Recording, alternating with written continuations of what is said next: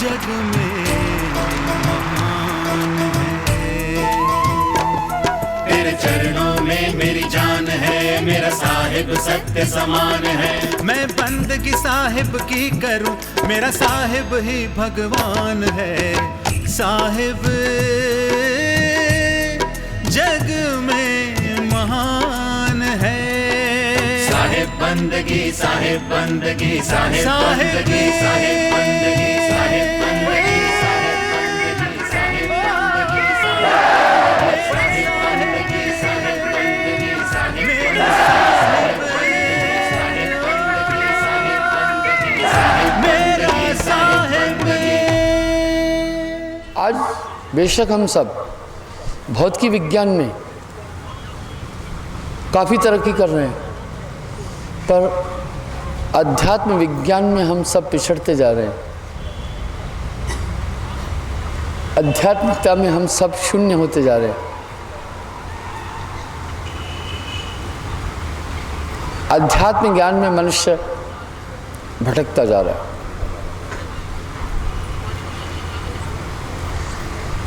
वो उसे कपोल कल्पित बातें लग रही है। कितना बड़ा दिव्य विज्ञान था। हजारों साल पहले हस्तिनापुर में बैठकर धृतराष्ट्र को संजय ने कुरुक्षेत्र का पूरा आंखों देखा हाल बताया था। भाइयों, ये मानव तन साधारण नहीं है, अत्यंत दिव्य शक्तियों से सज्जित है। मानव की शक्तियों का उल्लेख कई शास्त्रों में आया है। इस देह को नारायणी चोला ऐसे ही नहीं कहा है। मैंने अपने प्रवचन में कई बार 6 शरीरों का जिक्र किया है। आज ये विद्या लुप्त होती जा रही है। इसका क्या कारण है? ये कारण हम सबको नजर आ रहा है। पहले सरगुण निर्गुण 2 भक्तियां थी। ये अच्छी धाराएं थी। जैसे एक बच्चे को विद्यालय में भेजने से पहले नर्सरी या बाल मंदिर आदि में भेजा जाता था, LKG UKG, ताकि वहाँ थोड़ा वो परिपक्व हो। उसके बाद में उसे फिर आगे की क्लासों में दाखिला दिया जाता था। इसी तरह आंतरिक जगत में जाने से पहले सरगुण भक्ति एक नर्सरी LKG UKG का काम करती है।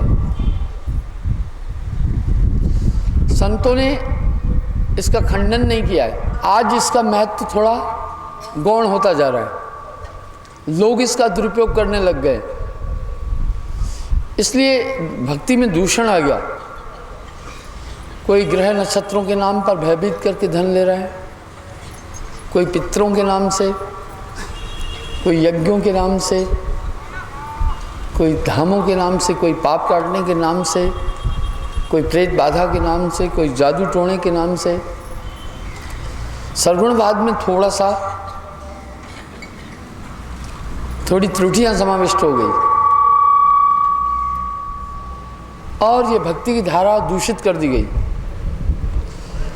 हम सब इस सच को ईमानदारी से स्वीकार करें। दूषण आया, अभी बुल्ले शाह या हमारे जो पूर्व संत हैं, बाकी कबीर साहब आदि अन्य अन्य संतों ने कड़े शब्दों में इस बात को कह दिया। बुल्ले शाह तो कह रहे हैं, ठाकुर द्वारे ठगे बसते तीर्था विच धावड़ी, विच बसीदा कोसती रहते आशिक रहन अलग। इन बातों को उन्होंने समाज में देखा, भक्ति क्षेत्र में देखा, तो ये भक्ति सरगुण भक्ति में दोष आते गए। मूल रूप से इसका लक्ष्य मनुष्य को आंतरिक जगत में जाने के लिए प्रिपेयर करना था, लेकिन ये इसमें त्रुटियां आती गई। निर्गुण भक्ति भी एक दायरे में सीमित हो गई। निर्गुण भक्ति क्या है? भक्ति भक्ति सब जगत बखाना, आदि भक्त कोई बदला जाना। निर्गुण भक्ति है अंदर में परमात्मा सत्ता और दिव्य शक्ति की खोज, और इसका बेस है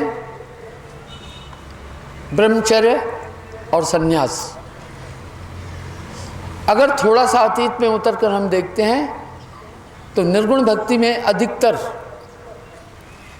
सन्यासी लोग थे, वो गद्दियाँ सन्यासियों के पास थी। इस निर्गुण भक्ति का लक्ष्य है कि मानव अपने अंदर की दिव्य शक्तियों को समझे, और ये निर्गुण शक्तियाँ इंसान को कह रही है, निर्गुण भक्ति बता रही है, हे मनुष्य तू अपने अंदर उस ईश्वरीय ताकत को ढूंढ। इसलिए निर्गुण भक्ति में पंच मुद्राओं का विशेष महत्व है। इन पंच मुद्राओं के आधार पर ही निर्गुण भक्ति चल रही है। ये पंच मुद्राएं खेचरी, भूचरी, चाचरी, उन्मनी, अगोचरी।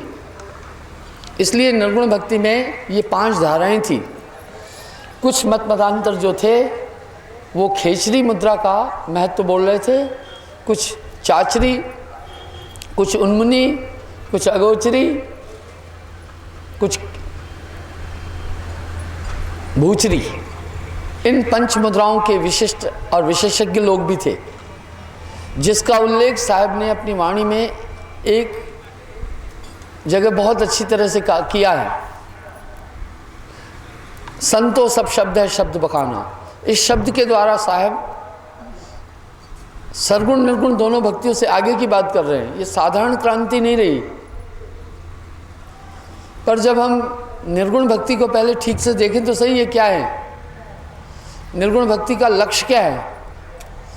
निर्गुण भक्ति एक अंतिम लक्ष्य नहीं है, एक आंतरिक खोज का माध्यम है। संतो सब शब्द है शब्द बखाना, शब्द फांस फंसे सब कोई शब्द नहीं पहचाना। शब्द ही निर्गुण, शब्द ही सरगुण, शब्द ही वेद बखाना, शब्द ही पुन काया के अंदर कर बैठा अस्ताना।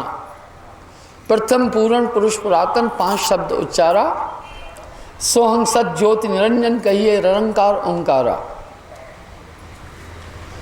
शब्द ही निर्गुण, शब्द ही सरगुण, शब्द ही वेद बखाना, शब्द ही पुन काया के अंदर कर बैठा अस्ताना।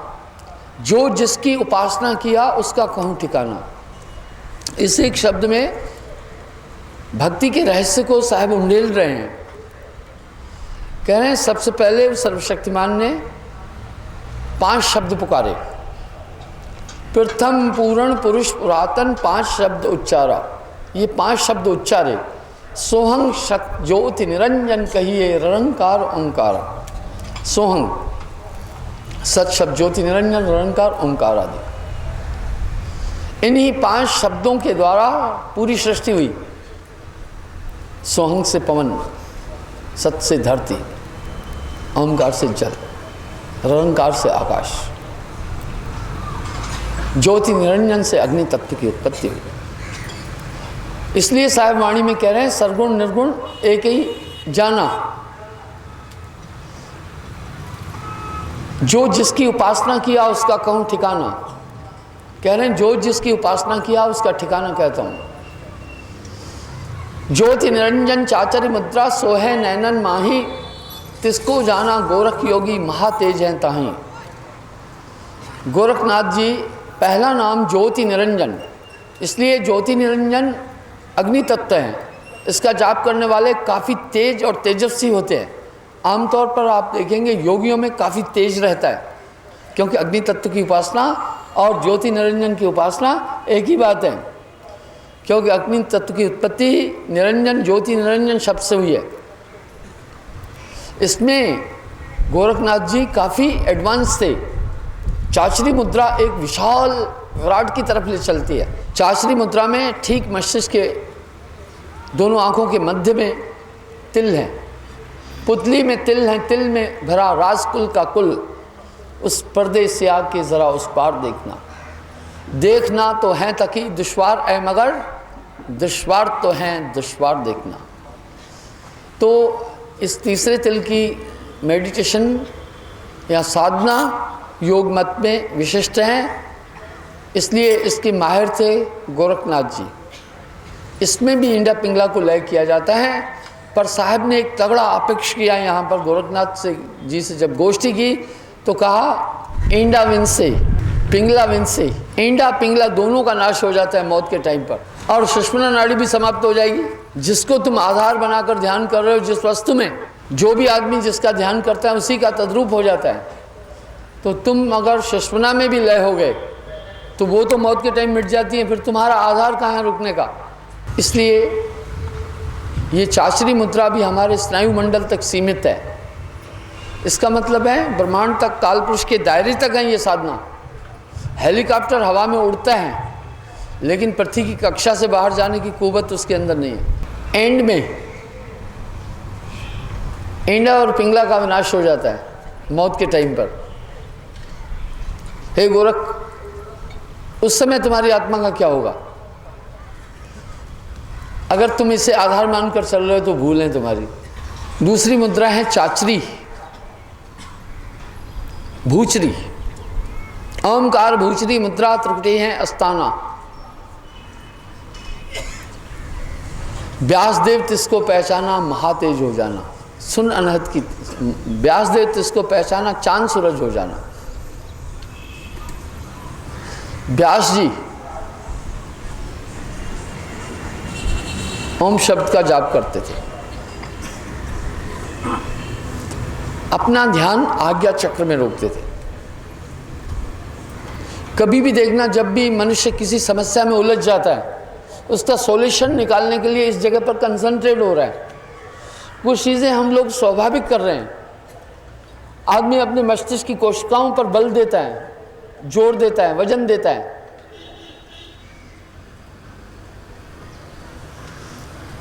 ये क्यों जोर दे रहा है, क्यों बल दे रहा है, क्यों वजन दे रहा है?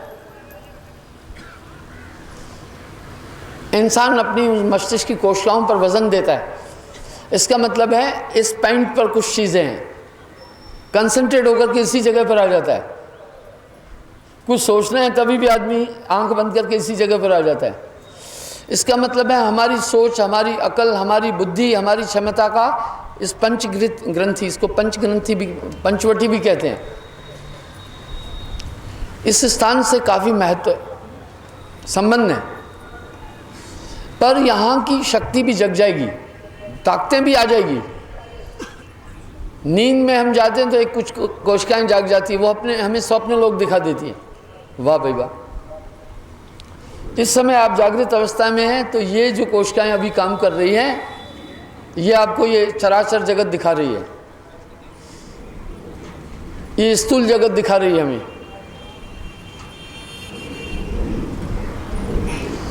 ये हमें संसार का आभास करा रही है। इससे हमें इस जगत का आभास हो रहा है। वाह, ये नाड़ियों का खेल है। जो आप माता पिता को पहचान रहे हैं, भाई बंधुओं को पहचान रहे हैं, बातें कर रहे हैं, कुछ याद कर रहे हैं, क्रियाएं कर रहे हैं, ये पूरा तो नाड़ियों का खेल है।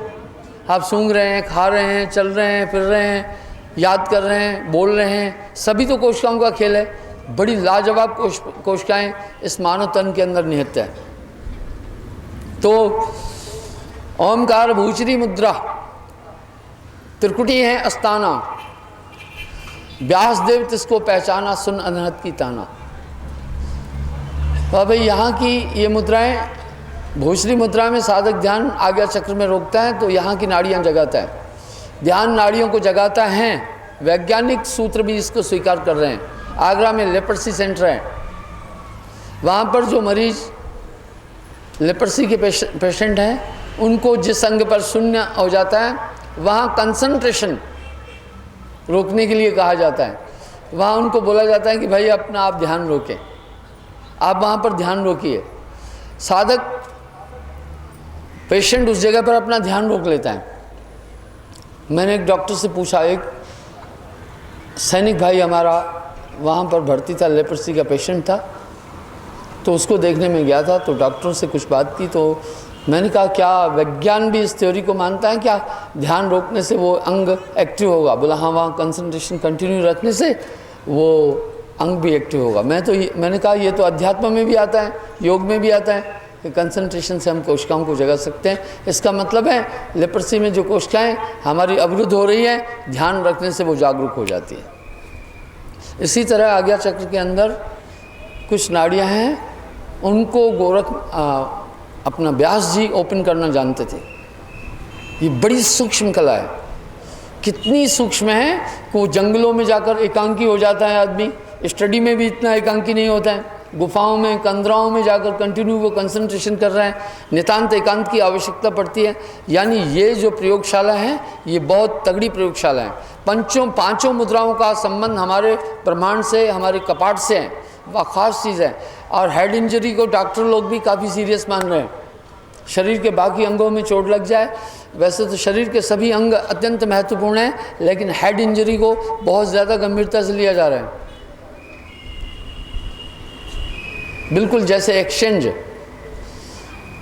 सभी कनेक्शंस पर अपना कंट्रोल रख रही है। ये हमारा कपाट, वह एक कोशिका है जो मेरुदंड के साथ में आती हुई पूरे शरीर में उतरती है, पूरे शरीर में ताकत वहाँ से आ रही है। मनुष्य, ये जो पेड़ हैं प्रतिपादक हैं, पेड़ अपनी ताकत हमेशा जड़ों से निकाल रहे हैं, ज़मीन से ले रहे हैं, लेकिन मनुष्य ऊर्ध्वपातित है, प्रतिपादित नहीं है। इसलिए इंसान अपनी ताकत कपाट से ले रहा है, अपने संचालन की शक्ति वो कपाट से ले रहा है। भोजन आदि जितनी भी क्रियाएं हैं वो इंसान कपाट से संग्रहित कर रहा है। न्यूटन ने जो रिसर्च की है उसमें भी उसे एक एकांत की आवश्यकता पड़ी थी। इसका मतलब है जो हमारे पूर्वज बिल्कुल एकांकी जीवन, वनों में जाते थे, बाल बच्चों से दूर चले जाते थे, एक गहन अध्ययन के लिए चले जाते थे, वो एक शोध कर रहे थे, उन्होंने काफ़ी उपलब्धियां की। इस तरह गोरखनाथ व्यास जी, खैर वेदव्यास जी आज्ञा चक्र को जागरूक करना जानते थे। आज्ञा चक्र को जागरूक होने से यहाँ की कोशिकाएं अत्यंत सूक्ष्म, अति सूक्ष्म हैं, जिन कोशिकाओं तक अभी वैज्ञानिक लोग नहीं पहुँच पाए हैं। जब ये कोशिकाएं एक्टिव हो जाती हैं तो विविध प्रकार के लोकांतर दिखाने लगती हैं। जैसे हमारी आंखों की कोशिकाएं हमें दृश्य दिखाने में सक्षम है, जैसे हमारे नासिका में एक सिस्टम है, वह भाई वो नासिका खुशबू का अनुभव दिलाती है। एक बार एक आदमी सत्संगी मुझे आकर कहा, गुरुजी मुझे खुशबू और बदबू का इल्म नहीं होता है। मैंने कहा देखो बेटे, तुम्हारी जो ये कोशिकाएँ नासिका में हैं जो गंध और दुर्गंध का आभास दिलाती है, उनमें विकार आ गया है, इसलिए तुम्हें खुशबू और बदबू का आभास नहीं हो रहा है, ये एक रोग है। कभी कभी आप देखते हैं कोई कान सुनना बंद हो जाता है, उसकी कोशिकाएं डेड हो गई हैं। इस कारण से जो कोशिकाएं सुनने की क्रिया में एक्टिव हो रही थी वो अभी नहीं हो रही है, इसलिए सुनने का अंतर पड़ गया। जो कुछ हम इन कर्म ज्ञान इंद्रियों द्वारा कर रहे हैं ये भी तो पूरा कोशिकाओं का खेल है। जो आप याद कर रहे हैं ये भी तो कोशिकाओं का खेल है, जो आप हम सोच रहे हैं ये भी तो कोशिकाओं का खेल है, जो हम बोल रहे हैं ये भी तो कोशिकाओं का खेल है, जो हम सूंघ रहे हैं ये भी तो कोशिकाओं का खेल है, जो खा पी रहे हैं, चल रहे हैं, ये सभी तो कोशिकाओं का खेल है। अब इस शरीर के अंदर सभी काम अलग अलग कर रही है, छोटा डिपार्टमेंट नहीं है, बड़ा विशाल। इसलिए साहिब वाणी में एक जगह कह रहे हैं, कबीर काया अथाह है कोई विरला जाने भेद, शिव गोरख सो पचपच हारे इस काया का भेद न पाए।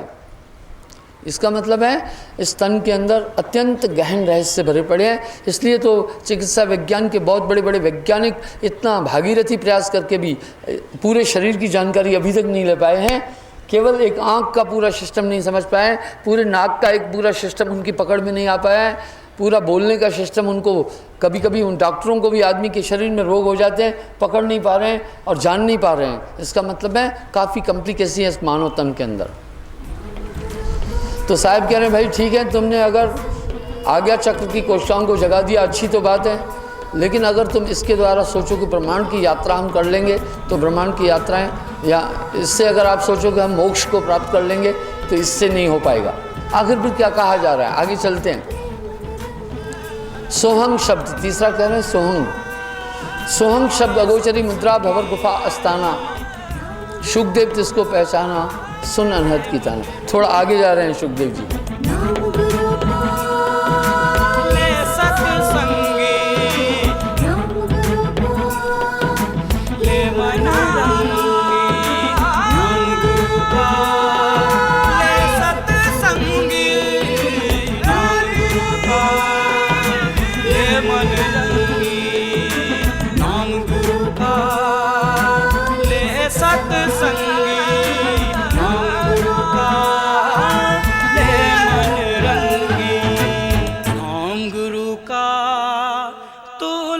सत्संगी